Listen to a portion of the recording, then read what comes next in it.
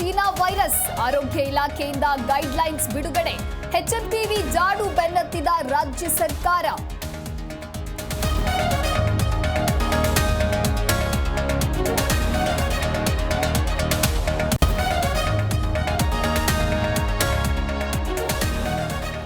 ಮಗುವಿನಲ್ಲಿ HMPV virus ಪತ್ತೆ ಹಿನ್ನೆಲೆ ಕೆಲವೇ ಕ್ಷಣಗಳಲ್ಲಿ ದಿನೇಶ್ ಗುಂಡೂರಾವ್ ತುರ್ತು ಸಭೆ. ಮುಂದಿನ ಕ್ರಮಗಳ ಬಗ್ಗೆ ಸಮಾಲೋಚನೆ.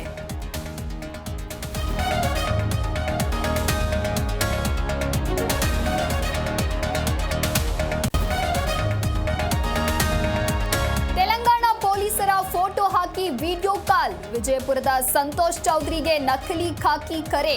ಮೋದಿ ಯೋಗಿ ಹತ್ಯೆ ಮಾಡೋದಾಗಿ ಬೆದರಿಕೆ.